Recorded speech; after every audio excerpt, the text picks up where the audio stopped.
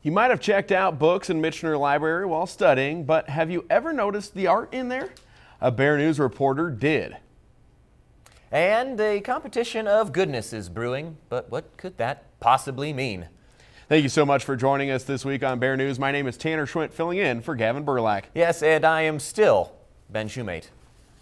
There are 5 weeks remaining in the 2019 semester. Well, 4.5 really. You can give your thanks to Thanksgiving for that. But it's already time to start thinking about the spring 2020 semester. Registration officially opens on November 11th, but that's just for graduate students. Undergrads have to wait another 24 hours to get in, and even there are conditions. Students with 105 earned credit hours are the only ones permitted to register on the 12th. Students with 90 to 104 credits can register starting on the 13th, and the list goes down by increments of 15 credit hours for each succeeding day. Priority registration is extended to students who may have specific scheduling issues, such as NCAA athletes and active military, among others. The last day for any student to register for class is Friday, January 17th. And if you get into a class and decide it's not for you, you have until the 27th of January to drop it. All students need to contact their advisor to receive the code that grants them access to registration and receive advice on what classes to take. This holiday season, UNC wants to give back to those who have done so much for our community. That's right. And to do that, the Office of Engagement is sponsoring an event for students to compete to get the highest number of engagement hours. The top 3 students who achieve the most community engagement hours are entered into a raffle to receive prizes. The event runs from October 25th through December 2nd.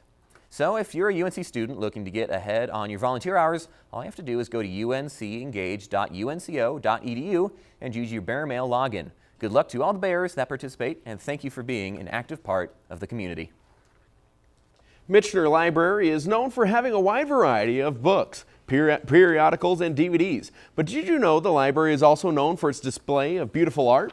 As Bear News reporter Caitlin Stoddard tells us, that variety ranges from pottery to pictures and paintings. Michener Library is a beholder to beautiful art such as pictures, paintings, and display cases full of pottery and historical artifacts. I asked the student what art means to her. I think art means a lot of nonverbal things.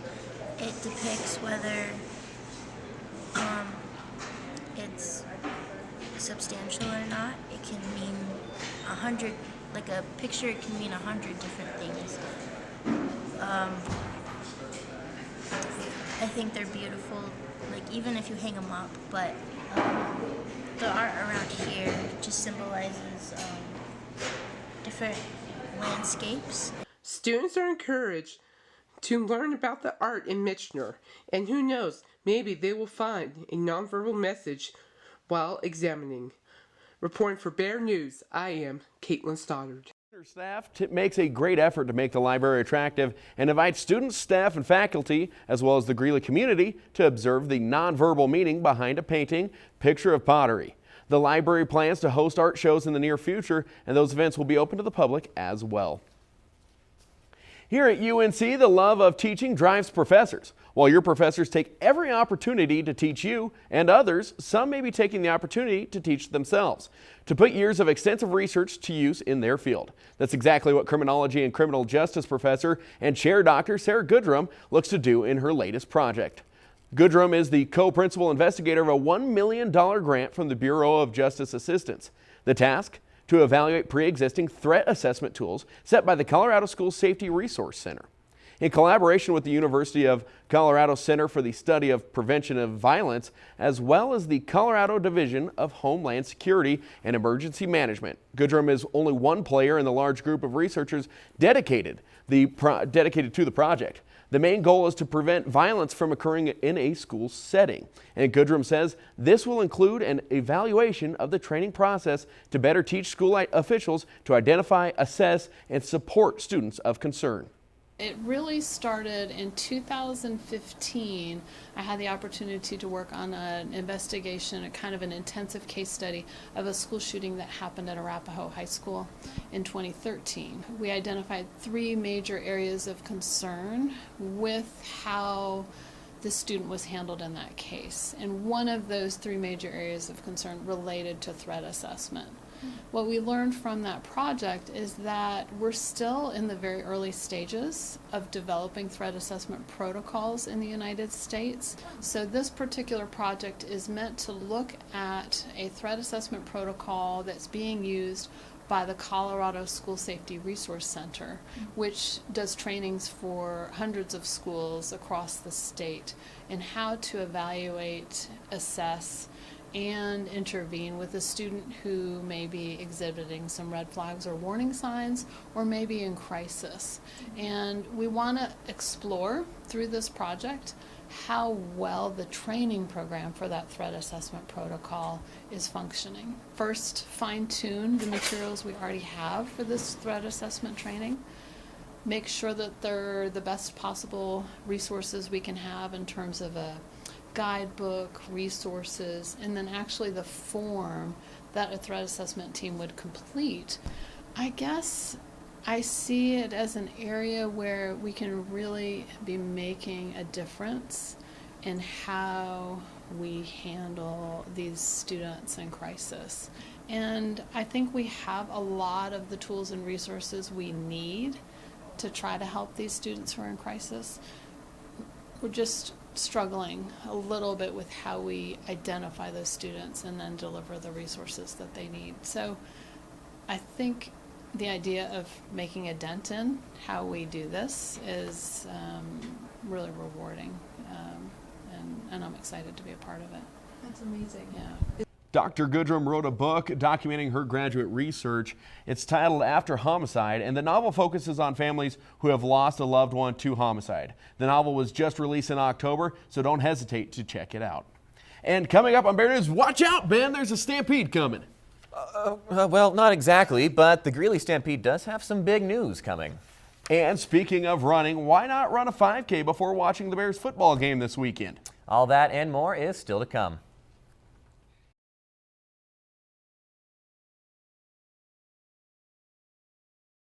Well, it is that time of the year again, and no, I'm not talking about Thanksgiving and turkey or Christmas and gifts. It's almost time for the UNC community to cowboy and cowgirl up, because Greeley Stampede officials are just about ready to announce next year's lineup.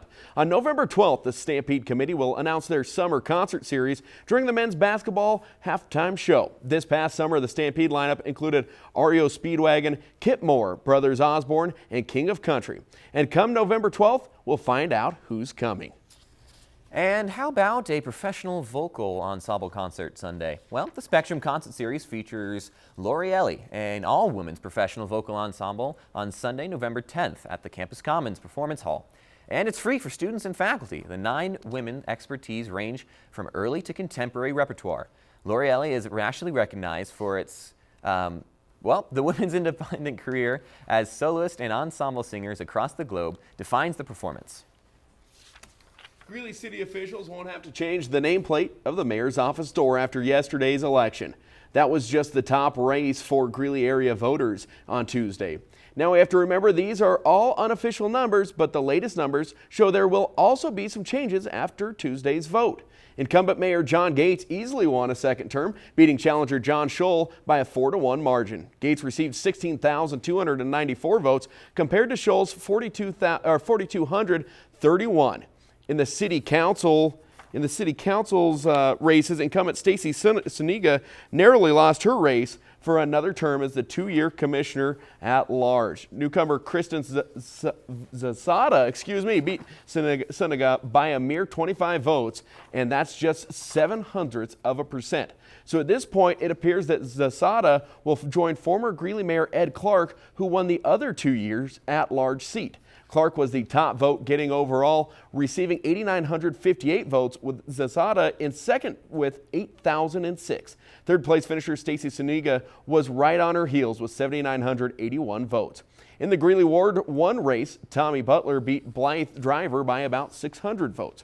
He received 1,800 votes to Driver's 1,238. In the Ward 4 race, Dale Hall handily won a 3-way race over James Ruhr and Michael Whitcomb. Hall received more than 4,000 votes to Whitcomb's 1,880 and Ruhr's 741. Turning our attention to School District 6 races and the outcome of the district's bond issue to replace schools, voters turned thumbs up on the measure that will raise taxes by about $14 per $100,000 of assessed valuation. Taking a look at the school board races, first, incumbent school board members Terry Pappas and Natalie Mash will each serve another 4-year term after being easily reelected yesterday. Pappas got the most votes overall with 12,461. Mash was close behind at 11,833.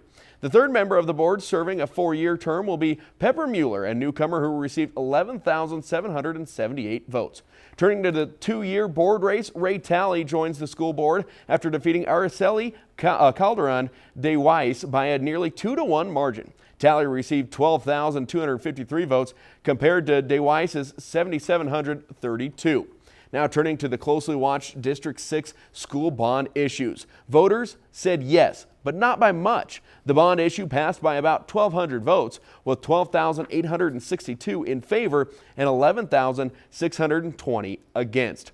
With the money, the district plans to build 3 new schools to replace current aging structures, plus perform major repairs throughout the district. And finally, taking a look at statewide ballot measures, Greeley voters turned thumbs down on both Proposition CC and DD. That result was roughly the same as the statewide result for Proposition CC, but was different for Proposition DD.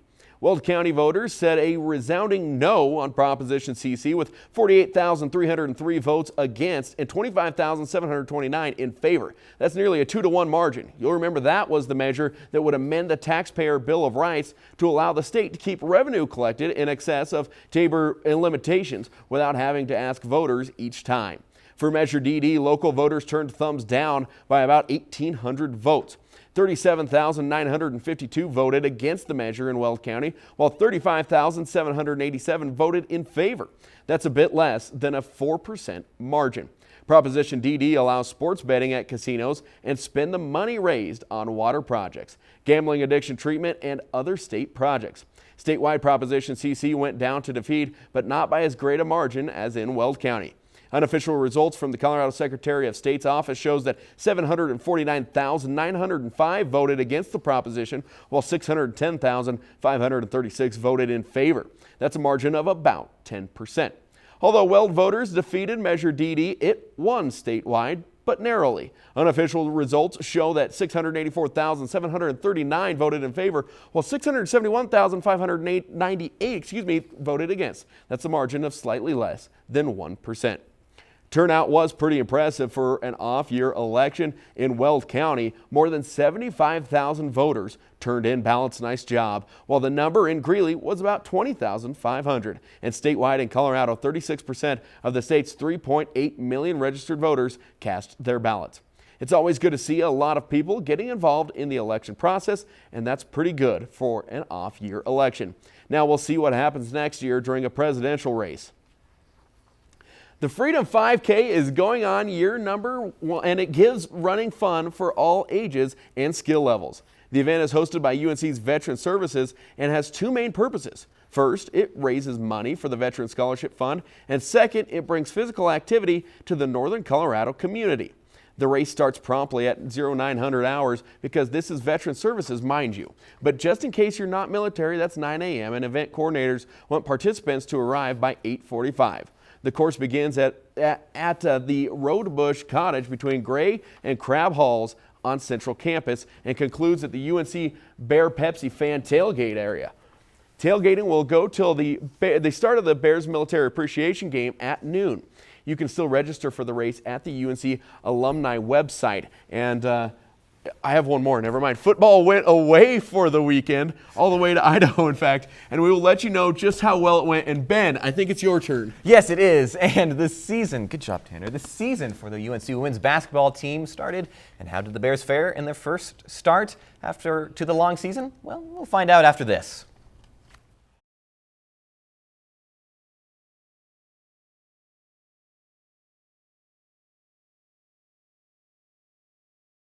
As it turns out, less is more. The Bears learned that lesson this weekend when women's swimming took on the University of Idaho. Despite the Bears winning 9 of the 16 events, Idaho took the win by nabbing more second and third place finishes with a final score of 152 to 148. AJ Pop placed first in 100-yard backstroke with a final time of 57.57 seconds. Pop also won the 200 back in 2 minutes and 6.37 seconds. Maria Hamans won 2 events as well, the 100 and 200 breaststroke touching the wall in 1 minute and 4.44 seconds and 2 minutes and 21.19 seconds respectively. The Bears made a splash, also scoring first in the 500 free, 200 medley, 200 free relay, and both the 50 and 100 free. During the diving portion of the meet, Celeste Lona finished second in both 1 and 3 meters. In the next competition in November 21st through the 23rd at the Phil Hansen Invite in Houston. In the Bears volleyball, Daisy Schultz was named Big Sky Offensive Player of the Week after the team grabbed 2 wins on the road this past weekend. Schultz, a junior, is second in the conference with assists with an average of nearly 11 per set. This weekend alone, she made 105 assists total. By the way, the Bears kept plowing through the Big Sky over the weekend. UNC went into 5 sets for the first time this season against Montana State Thursday.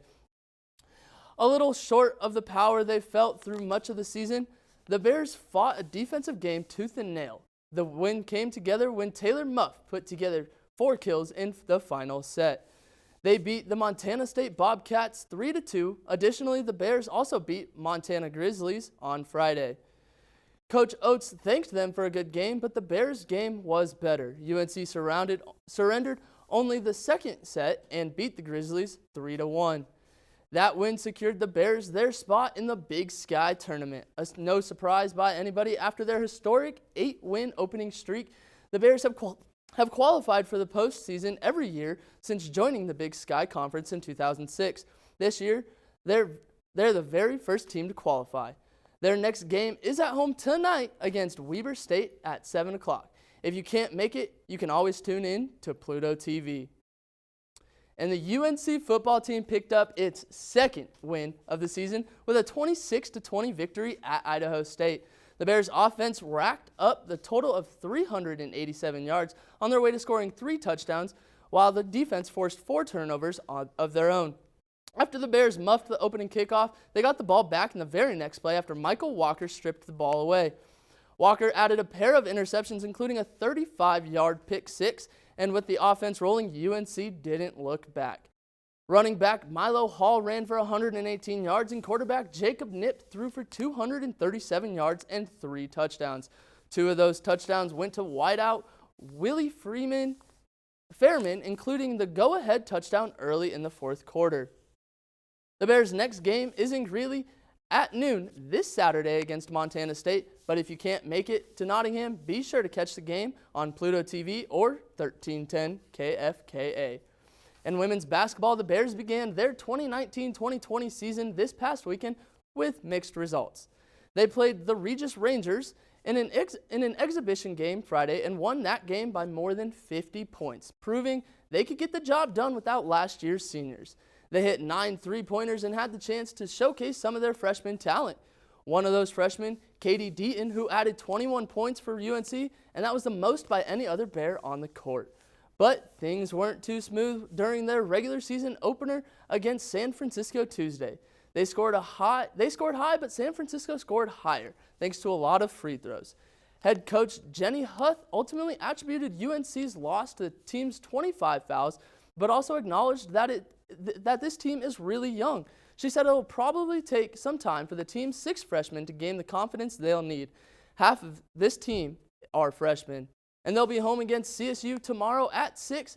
As always, if you can't make it to the Bank of Colorado Arena, you can watch it on Pluto TV. And UNC's men's basketball team also started back up with a loss to Texas in the Longhorn State last Tuesday. Their biggest pitfall was their shooting percentage, as they just weren't making enough shots, and Texas powered over them. Coach Linder isn't too concerned about the loss, saying it was a good test to UNC's weaknesses. The Bears have till tomorrow to examine those weaknesses, as they'll go up against Incarnate World at 8 p.m. Be there in person at the Bank of Colorado Arena or watch it on Pluto TV. And you can always listen to it on KFKA Radio. Now, I want to go back to that football game. Michael Walker was the Defensive Big Sky Player of the Week this week with those 2 interceptions and that forced fumble. What do you guys think about that? Oh, it was obviously whenever you can get your second win of the year, you're starting to look up 2-7. I guess optimism on. Well, you're looking up at a lot if you're 2-7. Yeah, but yeah, a ray of sunshine on a cloudy day. How about that? I'll take that. All right, thanks, Matt. Appreciate it. As always, that does it for our show tonight. Thanks for joining us. We'll be back next week. And make sure to follow us on all social medias. And as always, have a great weekend.